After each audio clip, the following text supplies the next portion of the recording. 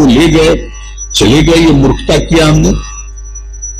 लेकिन उसके बाद जो एहसास हुआ कि किस तरह से हम लोगों के पार्टी को ये तोड़ता है, ये क्या मतलब है? ऐसे लोगों का मतलब क्या है? ये तो आप जान लीजिए कि जब तक हम लोगों की पार्टी है, कभी भी अब उनके साथ किसी भी प्रकार का समझौता भविष्य में हम लोग नहीं करेंगे। नेवर, ये सवाल ही पैदा नहीं होता।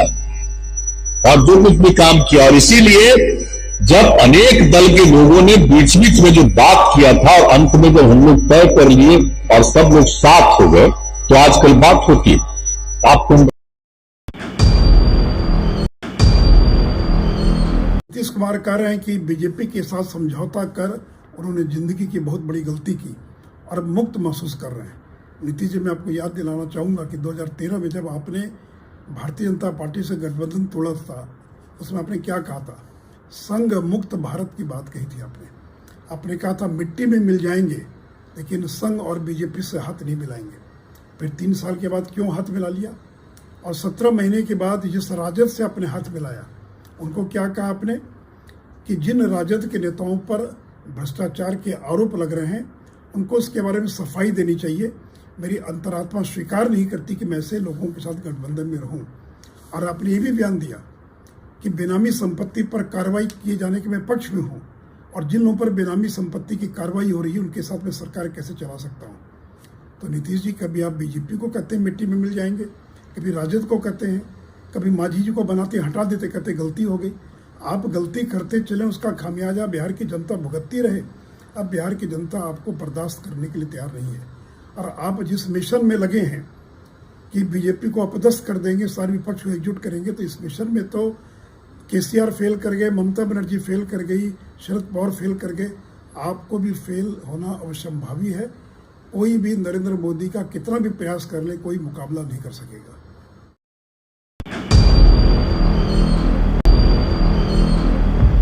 माननीय सुशील कुमार मोदी जी मार्गदर्शक मंडल में भेजे जाने की भाजपा की अपरोक्ष नीति से भयभीत होकर, स्वाभाविक है आप राजनीति में बयान का शीर्षासन कर रहे हैं।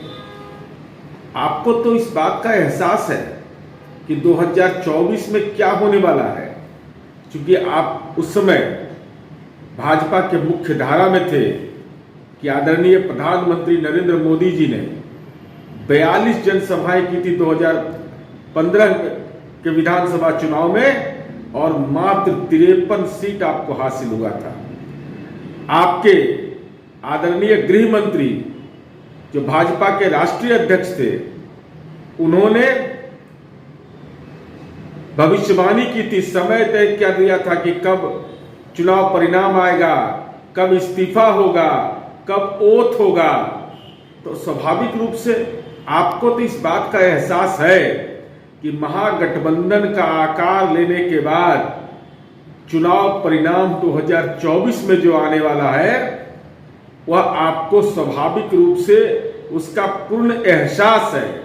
ऐसी स्थिति में आपका बयान केवल इस बात के लिए माना जाएगा कि आप भयाक्रांत हैं कि भाजपा का केंद्रीय नेतृत्व ने बिहार से तो बाहर कर ही दिया, अब हमको मार्गदर्शक मंडल में भेज रहा है, इसलिए स्पेस बनाने के लिए, जगह बनाने के लिए आप बयान दे रहे हैं। शीर्षासन करते रहिए।